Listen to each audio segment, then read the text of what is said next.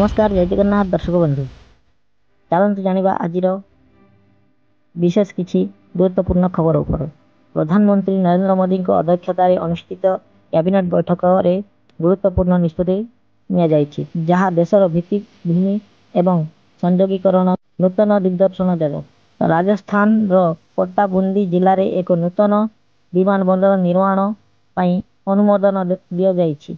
ଏହି ପ୍ରକଳ୍ପର ମୋଟ ମୂଲ୍ୟ 1507 କୋଟି ଟଙ୍କା ହେବ।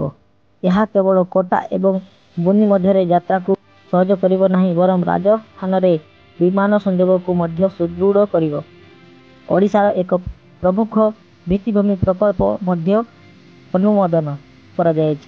ଭୁବନେଶ୍ୱର ଏବଂ କଟକକୁ ସଂଯୋଗ କରୁଥିବା ଏକ 6 ଲେନ୍ ବିଶିଷ୍ଟ ପ୍ରବେଶ ନିୟନ୍ତ୍ରିତ ରିଙ୍ଗ ରୋଡ୍ ନିର୍ମାଣ କରାଯିବ ଯାହାର ଅନୁମାନିକ ମୂଲ୍ୟ 8307 କୋଟି ଟଙ୍କା। ଏହି ରିଙ୍ଗ ରୋଡ୍ ଉଭୟ ସହରରେ ଟ୍ରାଫିକ୍ ସମସ୍ୟା ହ୍ରାସ କରିବ ଏବଂ କେନ୍ଦ୍ରମନ୍ତ୍ରୀ ଅଶ୍ୱିନୀ ବୈଷ୍ଣବ କହିଛନ୍ତି ଯେ କୋଟ୍ଟାବୁନ୍ଦୀରେ ଏକ ଗ୍ରୀନଫିଲ୍ଡ ବିମାନ ବନ୍ଦର ନିର୍ମାଣ କରାଯିବ। ନୂତନ ବିମାନ ବନ୍ଦର ଟର୍ମିନାଲ 20,000 ବର୍ଗ ମିଟର ବିସ୍ତାରିତ ହେବ ଏବଂ ରନୱେ 3200 ମିଟର ଲମ୍ବା ହେବ। ବିମାନ ବନ୍ଦରର ବାର୍ଷିକ 20 ଲକ୍ଷ ଯାତ୍ରୀ କ୍ଷମତା ରହିବ। ମନ୍ତ୍ରୀ କହିଛନ୍ତି ଯେ ଏହି ବିମାନ ବନ୍ଦର ଏହି ଅଞ୍ଚଳରେ ବିମାନ ସଂଯୋଗକୁ ସୁଦୃଢ଼ କରିବ ଏବଂ କୋଟ୍ଟାବୁନ୍ଦୀରେ ବ୍ୟବସାୟ ପର୍ଯ୍ୟଟକ ଏବଂ ନିବେଶ ସୁଯୋଗ ବୃଦ୍ଧି କରିବ। ଏହା କେବଳ ଯାତ୍ରୀମାନଙ୍କୁ ଉତ୍ତମ ସୁବିଧା ପ୍ରଦାନ କରିବ ନାହିଁ ବରଂ ସ୍ଥାନୀୟ ଅର୍ଥନୀତି ମଧ୍ୟ ସୁଦୃଢ଼ କରିବ।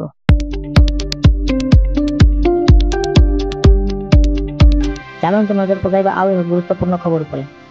100 ବର୍ଷ ପରେ ଗୋଟିଏ ଦିନରେ ସୂର୍ଯ୍ୟ ଓ ଚନ୍ଦ୍ର ଗ୍ରହଣ ଦେଖିବାକୁ ମିଳିବ।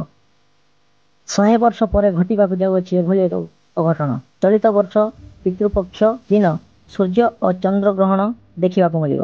ପିତୃପକ୍ଷ 7 ସେପ୍ଟେମ୍ବର ଆରମ୍ଭ ହେଉଛି ଏବଂ ଏହି ଦିନ ବର୍ଷର ଦ୍ୱିତୀୟ ଚନ୍ଦ୍ରଗ୍ରହଣ ହେବାବେଳେ 21 ସେପ୍ଟେମ୍ବର ତୃତୀୟ ପକ୍ଷ ଶେଷ ବେଳକୁ ବର୍ଷର ଶେଷ ସୂର୍ଯ୍ୟଗ୍ରହଣ ହେବ। ବିଶ୍ୱାସ କରାଯାଏ ଯେ ଏହି ଦୁଇଟି ଗ୍ରହଣ 100 ବର୍ଷ ପରେ ତୃତୀୟ ପକ୍ଷରେ ହେବାକୁ ଯାଉଅଛି। ଆସନ୍ତୁ ଜାଣିବା ଆଉ ଏକ ଗୁରୁତ୍ୱପୂର୍ଣ୍ଣ ଖବର। ଡ୍ରାଗନର ଉଡ଼ିବ ନିଦ, ଭୟରେ ଥରିବ ପାକିସ୍ତାନ। ଆକାଶରେ ବଢ଼ିବାକୁ ଯାଉଅଛି ଭାରତର ଶକ୍ତି। ସାରା ବିଶ୍ୱ ଦେଖି ହୋଇଯିବ ଚକିତ। ୟୁରୋପ ସବୁଠାରୁ ବଡ଼ ପ୍ରତିରକ୍ଷା project FCAS future compact air system ଏବେ ଭାରତ ନିକଟରେ ପହଞ୍ଚାଇ ସାରିଛି। ଫ୍ରାନ୍ସ, ଜର୍ମାନୀ ଓ ସ୍ପେସ୍ ମିଳିତ ପଦକ୍ଷେପରେ ବିକଶିତ ଏହି ଷଷ୍ଠ ପିଢ଼ିର ଯୁଦ୍ଧ ବିମାନ ଭାରତ ସାମରିକ ସ୍ଥିତିକୁ ସମ୍ପୂର୍ଣ୍ଣ ଭାବରେ ବଦଳାଇ ପାରେ। ଯଦି ଭାରତ ଏହି ପ୍ରୋଜେକ୍ଟରେ ସହଯୋଗୀ ତେବେ ଦେଶ ଭାଗରେ ସାମିଲ ହେବ। ତେଣୁ ଏହା ପାକିସ୍ତାନ ସହ ପୁରା ଅଞ୍ଚଳ ପାଇଁ ଏକ ବଡ଼ ରଣନୈତିକ ଚ୍ୟାଲେଞ୍ଜ ପାଲଟି ଯାଇପାରେ। ଏହା ସହ ଭାରତୀୟ ସେନାକୁ ଆଉ ଏକ ଶକ୍ତିଶାଳୀ ଅସ୍ତ୍ର ମିଳିପାରେ। ଚାଇନାର ବୈଦେଶିକ ମନ୍ତ୍ରୀ ୱାଙ୍ଗ ୟି ଭାରତ ଗସ୍ତରେ ଅଛନ୍ତି। ସେ ଭାରତ ବୈଦେଶିକ ମନ୍ତ୍ରୀ ଜୟଶଙ୍କର ଏବଂ NSA ଅଜିତ ଡୋଭାଲଙ୍କୁ ଭେଟିଛନ୍ତି। ଏହି ଗସ୍ତକୁ ଭାରତ ଏବଂ ଚାଇନା ସହିତ ପଡ଼ୋଶୀ ଦେଶ ବାଂଲାଦେଶ ଏବଂ ପାକିସ୍ତାନ ମଧ୍ୟରେ ସମ୍ପର୍କ ପାଇଁ ଗୁରୁତ୍ୱପୂର୍ଣ୍ଣ ବୋଲି ବିବେଚନା କରାଯାଇଛି। ଚାଇନା କହିଛି ଯେ ଭାରତ ଏବଂ ପାକିସ୍ତାନ ତାଙ୍କ ପାଇଁ ବହୁତ ଗୁରୁତ୍ୱପୂର୍ଣ୍ଣ ପଡ଼ୋଶୀ ଏବଂ ଏହା ଉଭୟ ଦେଶ ସହିତ ଗୁରୁତ୍ୱପୂର୍ଣ୍ଣ ଏବଂ ସହଯୋଗପୂର୍ଣ୍ଣ ସମ୍ପର୍କ ଚାହୁଁଛି। ଯେତେବେଳେ ଭାରତ ଏବଂ ଚାଇନା ପରସ୍ପରର ନିକଟତର ହୋଇଛନ୍ତି, ଚୀନ ଚାହୁଁଛି ଯେ ଭାରତ ପାକିସ୍ତାନ ସହିତ ମଧ୍ୟ ସମ୍ପର୍କ ଉନ୍ନତ କରୁ। ଚୀନ ବିଦେଶ ମନ୍ତ୍ରଣାଳୟର ମୁଖପାତ୍ର ମାଓ ନିଂ କହିଛନ୍ତି ଯେ ଭାରତ ଏବଂ ପାକିସ୍ତାନ ମଧ୍ୟରେ ଯାହା ବି ସମସ୍ୟା ଅଛି ଉଭୟ ଦେଶ ପାରସ୍ପରିକ ଆଲୋଚନା ମାଧ୍ୟମରେ ସେଗୁଡ଼ିକ ସମାଧାନ କରିବା ଉଚିତ। ସେ ଆଶା ପ୍ରକାଶ କରିଥିଲେ ଯେ ଉଭୟ ଦେଶ ସଠିକ୍ ସମାଧାନରେ ପହଞ୍ଚିବେ। ମାଓ ନିଂ ଏହା ମଧ୍ୟ କହିଛନ୍ତି ଯେ ଯଦି ଭାରତ ଏବଂ ପାକିସ୍ତାନ ପ୍ରସ୍ତୁତ ତେବେ ଚୀନ ଏହି ପ୍ରକ୍ରିୟାରେ ସକାରାତ୍ମକ ଭୂମିକା ଗ୍ରହଣ କରିବାକୁ ପ୍ରସ୍ତୁତ। ଏହି ବିବୃତ୍ତି ସୂଚନା ଦେଉଛି ଯେ ଯଦି ଆଗାମୀ ଦିନରେ ସବୁ କିଛି ଠିକ୍ ଠାକ୍ ହୁଏ ତେବେ ଚୀନ ଭାରତ ଏବଂ ପାକିସ୍ତାନ ସମସ୍ୟା ସମାଧାନ କରିବାରେ ସାହାଯ୍ୟ କରିବ ଏବଂ ଉଭୟ ଦେଶ ଶୀଘ୍ର ଦ୍ୱିପକ୍ଷୀୟ ସମ୍ପର୍କରେ ଉନ୍ନତି ଆଣିବେ। ଏଥର ଏସିଆ କପରେ ଦଳରେ ବଡ଼ ପରିବର୍ତ୍ତନ ଦେଖିବାକୁ ମିଳିବ।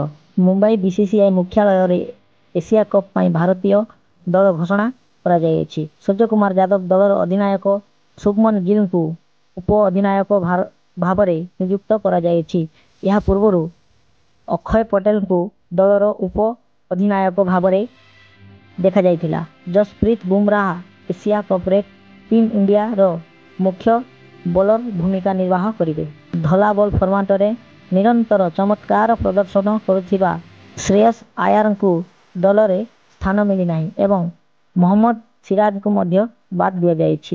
ଏହା ଆଶ୍ଚର୍ଯ୍ୟଜନକ ନୁହେଁ ଯେ ସମୟ ସହିତ ପରିବର୍ତ୍ତନ ଘଟେ ଏବଂ ଅଧିକାଂଶ ଲୋକ ନିଜକୁ ଏବଂ ସମୟ ସହିତ ତାଳ ଦେଇ ଚାଲିବା ପାଇଁ ନିଜକୁ ପରିବର୍ତ୍ତନ କରିଥାନ୍ତି।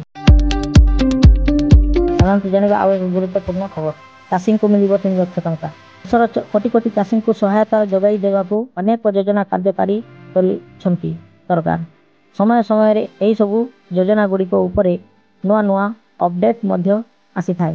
କିନ୍ତୁ ଅନେକ ହିତାଧିକାରୀ ଏଭଳି ନୂଆ ଅପଡେଟ୍ ବିଷୟରେ ଅବଗତ ନଥାନ୍ତି, ଯାହାଫଳରେ ସରକାର ଦେଉଥିବା ସୁବିଧା ସୁଯୋଗରୁ ବଞ୍ଚିତ ହୋଇ କିଛି ଦିନ ପୂର୍ବେ ଚାଷୀଙ୍କ ପାଇଁ ଏକ ବଡ଼ ଘୋଷଣା କରିଥିଲେ କେନ୍ଦ୍ର ସରକାର। ଏହି ଘୋଷଣା କିଷାନ କ୍ରେଡିଟ୍ କାର୍ଡକୁ ନେଇ ଥିଲା। କିଷାନ କ୍ରେଡିଟ୍ କାର୍ଡ ଥିଲେ କମ୍ ସୁବିଧା ଋଣ ଯୋଗାଇ ଦେଇଥାନ୍ତି ସରକାର। ତେବେ କେବଳ କୃଷକ ଉପକରଣ କିଣାକିଣି କରିବା ପାଇଁ ଏହି ଯୋଜନା କାର୍ଯ୍ୟକାରୀ କରିଛନ୍ତି ସରକାର। କୃଷି ଉପକରଣ ପାଇଁ 7% ସୁଧରେ ଋଣ ଯୋଗାଇ ଦେଉଛନ୍ତି ସରକାର। ସଠିକ୍ ସମୟରେ ଯଦି ଋଣ ଫେରସ୍ତ କରନ୍ତି ତାହେଲେ 4% ସୁଧରେ 3,50,000 ଟଙ୍କାର ଋଣ ଆପଣମାନେ ନେଇପାରନ୍ତି। ଆଉ ଦର୍ଶକ ବନ୍ଧୁ ଦେଖନ୍ତୁ, ଏଇ ଋଣର ସୁବିଧା କେବଳ ଯେଉଁ କିଷାନ କ୍ରେଡିଟ୍ କାର୍ଡ ହିତାଧିକାରୀମାନଙ୍କୁ ହିଁ ଉପଲବ୍ଧ ଅଛି। ଦର୍ଶକ ବନ୍ଧୁ, ଆଜିର ଭିଡ଼ିଓରେ ଏତିକି। ଭିଡ଼ିଓ ଭଲ ଲାଗିଥିଲେ ଲାଇକ୍ କରନ୍ତୁ। ଏମିତି ନୂଆ ନୂଆ ଅପଡେଟ୍ ଜାଣିବା ପାଇଁ ଆମ ଚ୍ୟାନେଲକୁ ସବସ୍କ୍ରାଇବ୍ କରନ୍ତୁ। ପୁଣି ଦେଖା ହେବ ଆଉ ଏକ ନୂଆ ଭିଡ଼ିଓ। ବିଦାୟ ଦିଅନ୍ତୁ। ଜୟ ହିନ୍ଦ, ଜୟ ଜଗନ୍ନାଥ।